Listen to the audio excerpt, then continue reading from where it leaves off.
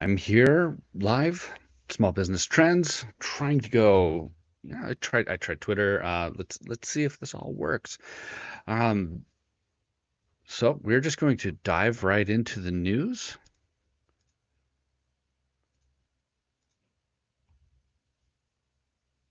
All right. It came up pretty quick this time. So, the U.S. Small Business Administration has launched an exciting new competition called the Patriot Pitch Competition.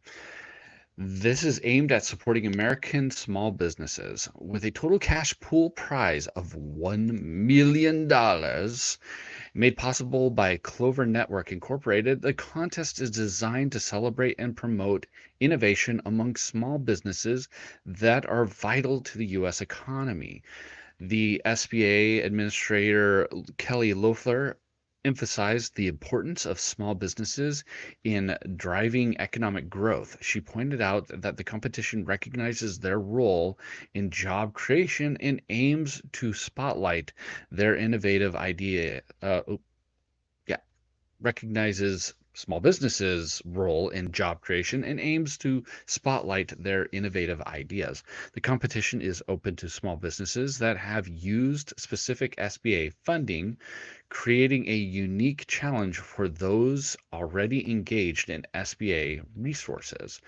The competition unfolds in four stages, culminating in a live finals event in Washington, D.C., scheduled for September. Finalists will pitch their business ideas to a panel of judges for a chance to win a share of the prize money. Along with the pitches, attendees will benefit from speakers and networking opportunities, connecting with potential partners and investors. Small business owners interested in entering must apply by June 10th. However, they should be aware that the competitive nature of this event may be challenging, especially for those without much experience in pitching. So get that elevator pitch ready, but also, the long, pitch to get your idea out there. Preparing a strong presentation can be time consuming, and participants should weigh the potential benefits against the time and resources required. You don't want to spend a whole lot of time. If you got some extra time on your hand and you think that this might be fun, yeah, go for it. But yeah, don't spend too much time on this. You don't want to. You don't want to hurt your business um, in order to be able to get this potential part of $1 million. I mean, that would be kind of cool, but you're going up against a lot of people in the nation. But for those who have taken SBA funding, maybe use a little bit of AI, try to get it out there, it could be a great opportunity for someone.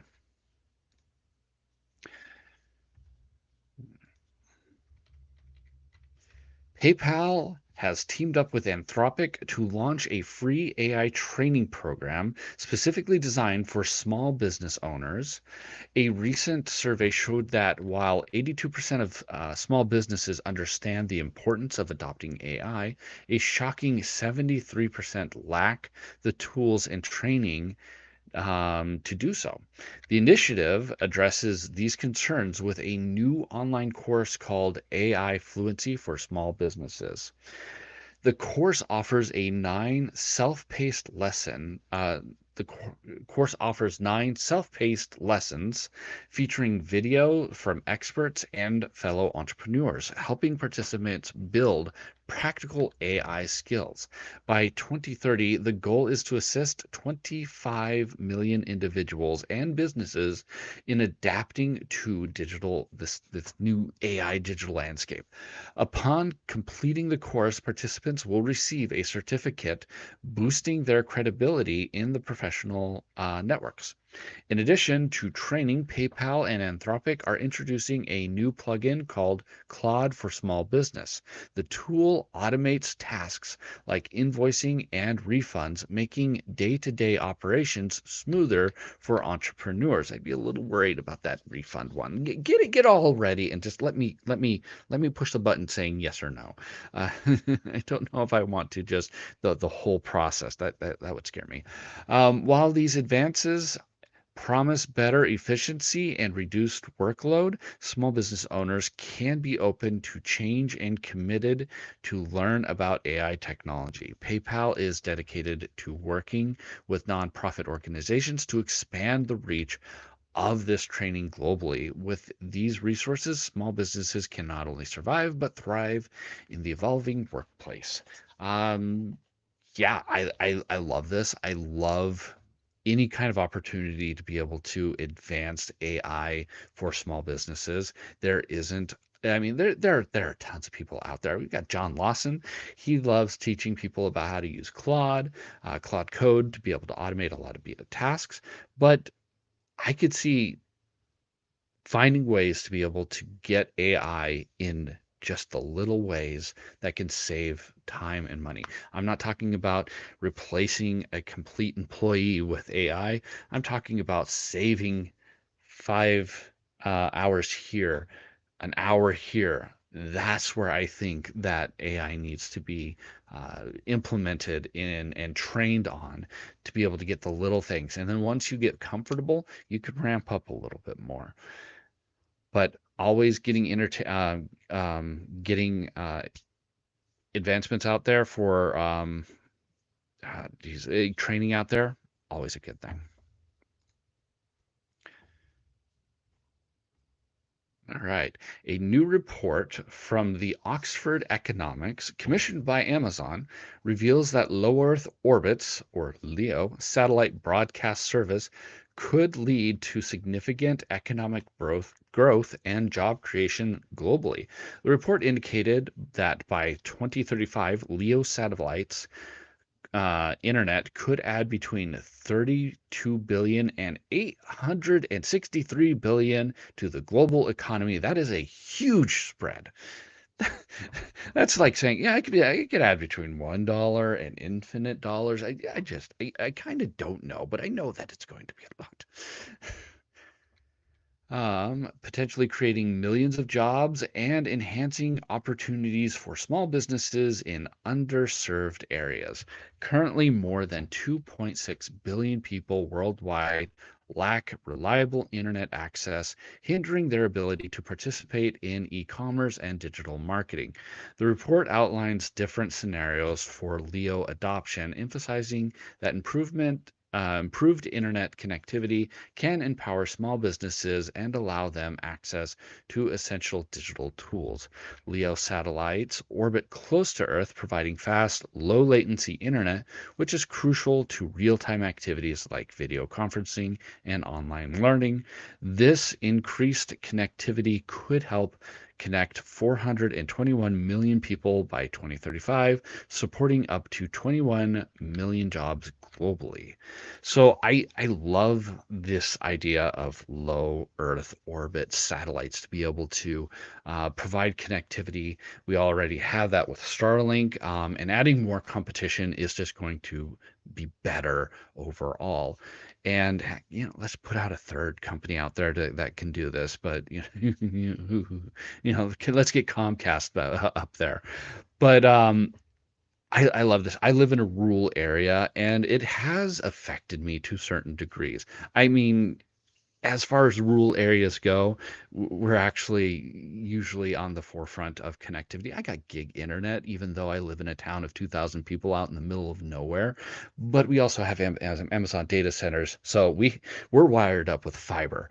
But if I were to just go a mile away from my house, I'm actually in the rural area, and getting any kind of cable internet, DSL that's actually quick in that area is actually really hard to do. And so I love this idea of being able to do global the satellite internet that actually is fast and quick with low latency, because that is an option for even people within America that don't have access to Comcast or Spectrum or a cable or a good DSL connection, which is a lot of Americans and a lot of businesses out there. Then they don't have to be reliant on something that's not as good. They can get a real good solid connection. as well as people outside of the United States that live in areas that have slow or no internet connection. There's going to be some issues. Usually, there's reasons for them not wanting to have good internet. Usually, it involves the government wanting to have control over the internet. And if their people are given basically open access to satellite internet, it's probably not going to be very welcomed. I've talked with people who live in oh geez, what was the name of that country? It's a country in Africa, Ethiopia, and they don't allow Starlink because it would then bypass the government restrictions when it comes to internet. So there's a lot of legislation. It isn't just, oh, now we have satellites up there. Now we can serve people all over the world. There's a lot of government red tape that's going to be going through when it comes to that. So, small business owners are feeling a slight boost in optimism, according to this latest NFIB Small Business Optimism Index. In April, the index rose just 0.1% to 95.9, yet it still trails the historical average of 98. Concerns over inflation remain high, with 34% of owners struggling to fill job openings and rising labor costs impacting many. Chief Economics Bill Dinkelberg Dunkelberg noted that while optimism is fragile, the upcoming Working Families Act tax cut could provide some much needed relief for small businesses. However, the employment index has declined for 2 consecutive months, and many owners are report ongoing difficulty in finding qualified workers. Price hikes are also on the rise, with 30% of owners raising their prices, surpassing the historical average. Only 22% of small business owners are regularly borrowing, a figure that is the lowest since late 2021, reflecting hesitance to take financial risks amid uncertainty. Sales figures are bleak, with a net negative of 8%, while increasing sales only only 3% expecting better volumes in the next quarter. On a positive note, 13% plan to create new jobs, though half struggle to find qualified applicants. As small businesses navigate inflation, labor challenges, and supply chain issues, experts urge owners to adjust their pricing strategies and improve recruitment efforts to stay competitive. Adapting to these changes is crucial for the success of small businesses in this uncertain economic environment. So it's not the worst, but it's not the best. There are still, I mean, within any time, there is always going to be issues and problems. There's always going to be employment issues. There's always going to be potential of wars. I mean, I'm trying to think back within the last 20 years if when we weren't, or the world in general hasn't been in a war of some kind. There's always going to be economic uncertainties. The best thing a small business owner can do is to be able to change and adapt, and to be able to go along with what needs to be done in order to improve their business, to be able to improve their economic needs. And it's not, a doom and gloom kind of situation, but it's not the best. But any small business owner worth its weight can find the golden road. They find that path that's able to take them to the next level, and that's what you need to do as a small business owner. Find that pathway, that new product, that new marketing system, to be able to attract more customers and to be able to grow. Curiosity report. A report from SurveyMonkey highlights a significant issue in today's workplace. Curiosity is not being nurtured. The survey, which includes nearly 1,925 employees, found that while 60% of workers consider themselves highly curious, only 30% find their workplace encourages this trait. Curiosity is crucial for innovation, creativity, and problem solving. Employees who are empowered to explore and ask questions tend to perform better and contribute positively to their teams. SurveyMonkey emphasized that fostering a culture of curiosity is essential for staying competitive in today's fast paced environment. Small business owners can take action by promoting open dialogue in meetings, using suggestion boxes, and supporting professional development opportunities. Creating an environment where mistakes are viewed as learning opportunities rather than failures is also encouraged curiosity. However, the report indicates that a risk adverse workplace culture can stifle curiosity. Leaders often focus solely on results, which can deter employees from sharing ideas for fear of judgment. To combat this, business owners should model curiosity themselves by being open to feedback, facilitating brainstorming sessions, and recognizing innovative efforts. Investing time and resources into structured programs that stimulate curiosity can also pay off. Such programs might include critical thinking training and team projects that bring together diverse perspectives. As 39% of employees feel their curiosity isn't rewarded, there's a significant opportunity for small businesses to celebrate and utilize this, leading to improved performance and growth. Overall, a curious workforce can be a powerful asset, laying the groundwork for greater innovative success. Curiosity isn't always the thing that kills the cat. Being able to explore new ideas, try new things, is the way that new opportunities are just created. And if you are in a work environment in which you are punishing people for basically being curious, that's not going to be good.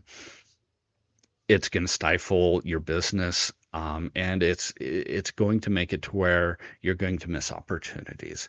And you don't want the opposite. You don't want people to be just so curious that they are um, not taking care of the tasks that they need to, and that your business is floundering in that way. It's got to be a balance, everything within balance.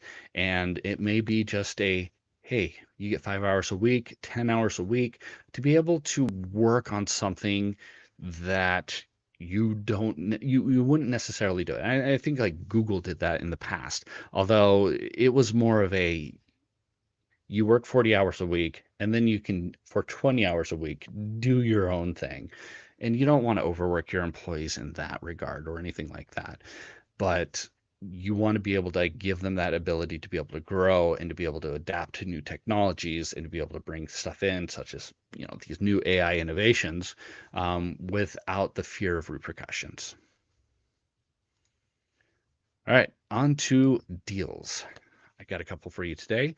This is the Wise 20 kPa cordless stick vacuum on sale for $60. It is $91 off.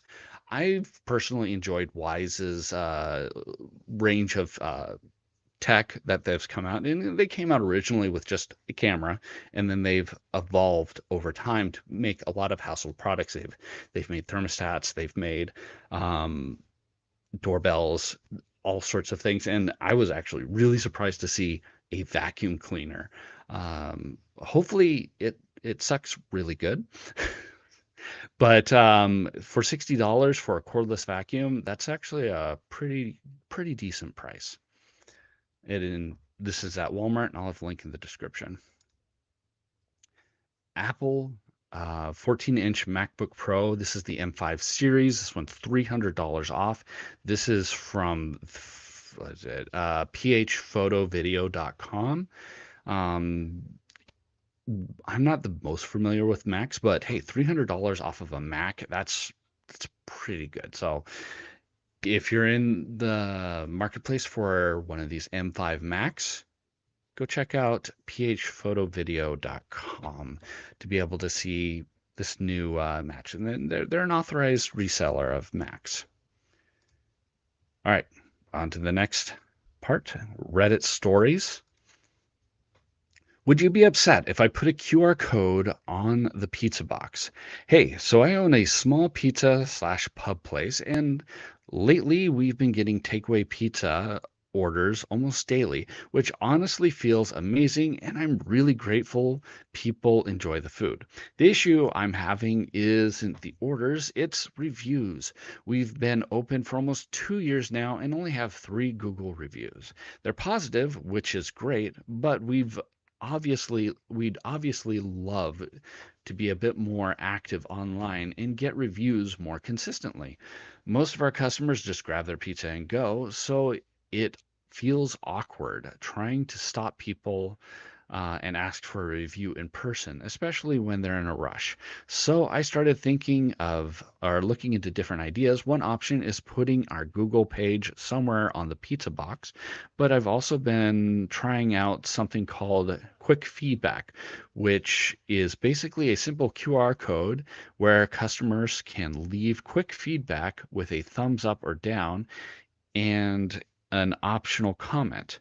What I was thinking is maybe putting a QR code inside the pizza box lid, not outside, just something small like, how was your pizza? Leave feedback here while they're literally eating.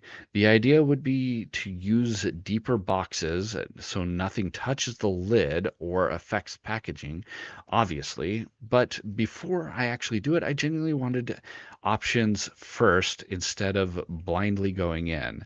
As a customer, would you find that convenient or would you just find that weird or annoying?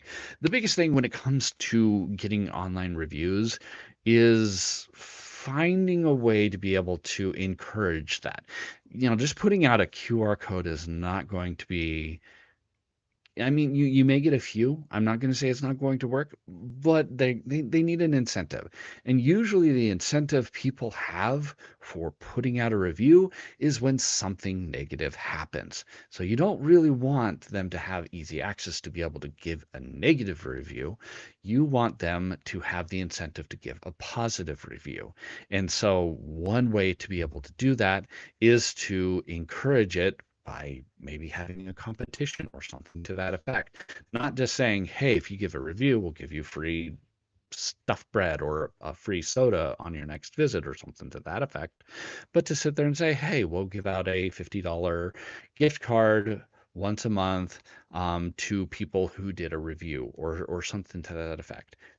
That would be a good way to be able to encourage people to be able to add in a review.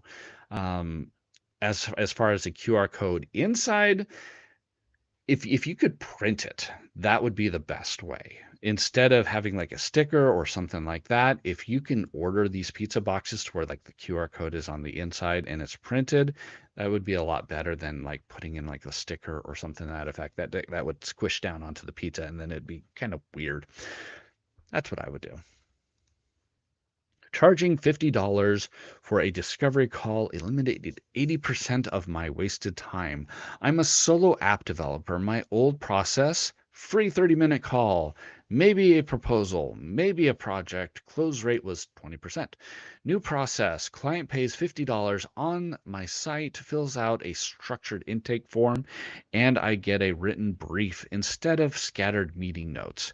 The $50 is applied if we move forward. Result, every lead is serious. No more exploring calls. I reviewed written briefs instead of taking notes on Zoom.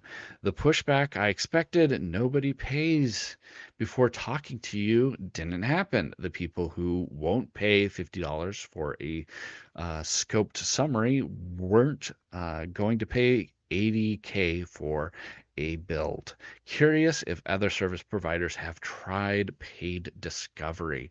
I like the idea of this in two parts. There's the $50, And that is going to be a deterrent for just the guys like, yeah, I got an idea for something, but I don't got like it all put together. You're gonna get like the serious people.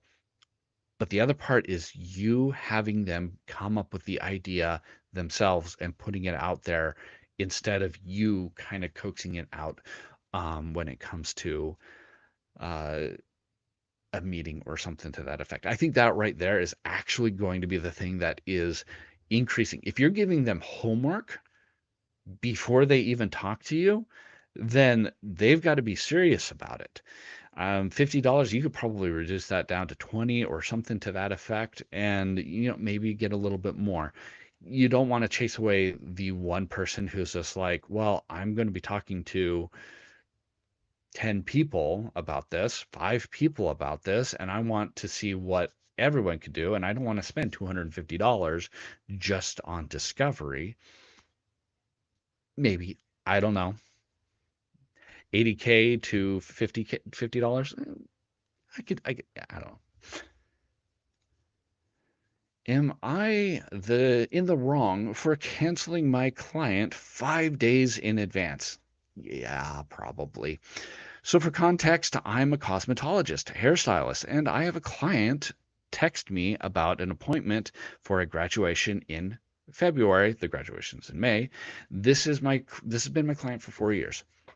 We talked about a date and she booked through my online booking website, but she didn't confirm her appointment with a deposit of $30. Why do you not have built-in payment into your online booking confirmation on your website?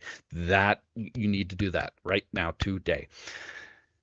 When she texted me to confirm on April 10th, the day she originally booked for already being it was already booked, being as though she didn't send a deposit to confirm in April. That is why you put it on your website. Pay right now. We ended up setting an appointment for the day before she originally wanted. Fast forward to now, and her appointment on Monday is on Monday. My son's football team announced that the first game of their season would be the same date, same time as her appointment. So I reached out to her immediately on Monday and let her know that I would no longer be able to to do her braid service that day.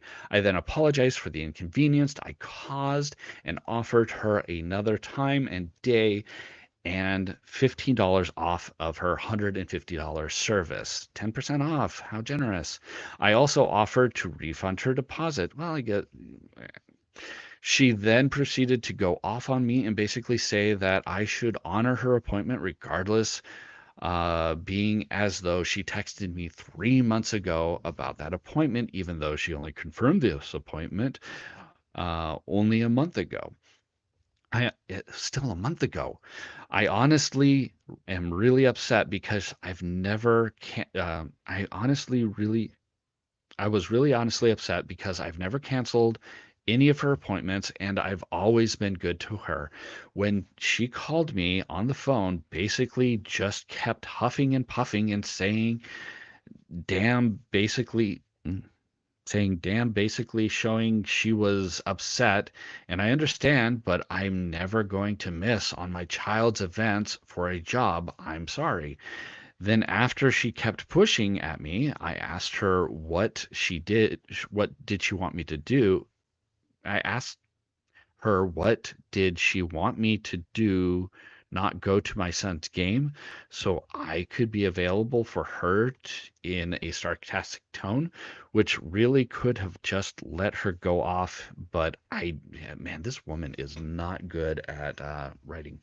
Anyways, yes, you're in the wrong. You made an appointment. I can understand if you're sick, if there's a family emergency, but to sit there and say, "Oh, my son's gonna go and play that day." You knew that your son was going to be playing this game. I'm assuming your son was going to be playing football, and you know when these games are going to be happening. I have a son who does track. I know that usually Thursdays, usually Wednesdays at around 5 o'clock. I don't schedule things for that time because I know when I'm not going to be available when it comes to these kinds of things. You're a small business owner and your customers come first in a sense, a little bit. I mean, again, family emergencies are one thing, but when it comes to just a game for your kid, you're going to honor it because now that customer, you've lost her for life. And she's going to put another bad review. She's going to talk bad about you because you didn't honor your agreement with her. Yes, it was a month ago, but it was a month ago. She put down a deposit. And again, put a system in your website where you book, you pay right there. You can't finish the process unless you've paid. Simple. What should I do? I, a 21 male automotive technician, have the opportunity to buy my boss's business. It's a mom and pop shop. He bought the business when he was 25, and the business has been open since the 50s. He's been teaching me a lot about the business. We currently do 1.5 million in sales a year. I certain I certainly am in yeah. I certainly am in college for aviation mechanic, and I have a baby on the way. Should I continue college or should I buy my boss's business? He said that he would sell it for 2 million. I have no money really saved up. So obviously I would need a loan. What should I do? Um, have about 5 years until he wants to sell it. Well, you have 5 years, finish aviation school. Just first of all, if you're halfway through it, take the 2 years, finish it. Just right there and then. That way you have a backup plan. Second of all, $2 million. It's making 5 million and 1.5 million in sales. Now, I mean, on the outside, that looks good. How much is profit? That's the big thing because yeah, you could do 1.5 million in sales, but if you're having to pay people, you have to pay the lot fee, um, power, supplies, parts, all of those things, and then all of a sudden you're only bringing in $100,000 in profit, or something less. I mean, that's where I would be a little bit worried. You need to look at the full view to be able to see if whether or not this is profitable enough. But definitely finish college, especially for AV, avian automotive, or yeah, finish it. Maybe I don't know. That is hard, but always have a backup plan. Look for the profits. That's what I got for you. That's all I got for you today. If you like this, give it a thumbs up. And if you come across this naturally, hit that subscribe button. We're do this every week. I love bringing this information for you. And if at any point you disagreed with me, or if you agreed with me, hit that comment section. Let me know what you're thinking.